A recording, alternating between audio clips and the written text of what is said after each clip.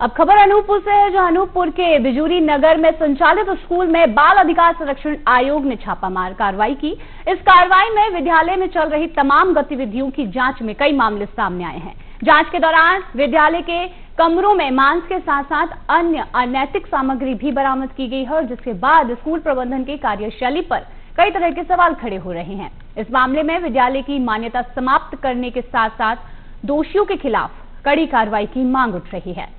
तो अनूपपुर का ये मामला, जहां विद्यालय में अनैतिक चीजें प्राप्त की गई और उसके बाद देखा जाए तो यहां पर अब बड़े सवाल स्कूल प्रबंधन पर उठाए जा रहे हैं। इस तरीके की गतिविधियां स्कूल में संचालित की जा रही थी, कहीं ना कहीं बड़ी कार्रवाई की मांग अब स्कूल प्रबंधन के खिलाफ की जा रही है।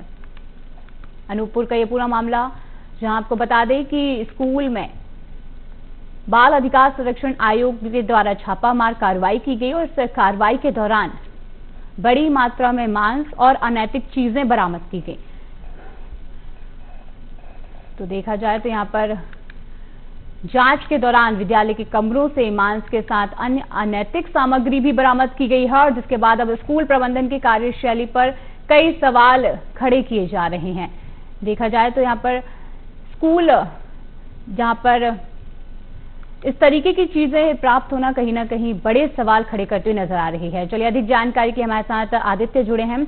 आदित्य, देखा जाए तो अनूपपुर के स्कूल से बड़ी मात्रा में मांस मिलना और अनैतिक चीजें मिलना, क्या कुछ कार्रवाई यहां पर की गई और कार्रवाई के दौरान और क्या कुछ तथ्य यहां से सामने आए हैं?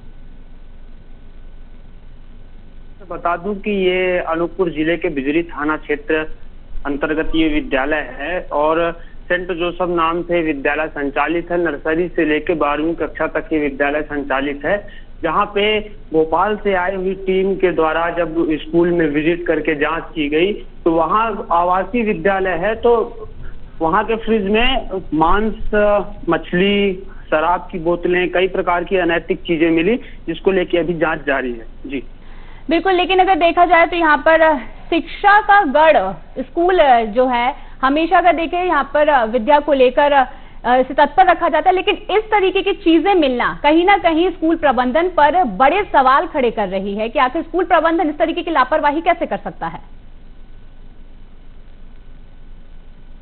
बहुत संवेदनशील विषय है। लगभग 1000 की स्ट्रेंथ उस विद्यालय में है, और सबसे बड़ी बात, मध्य प्रदेश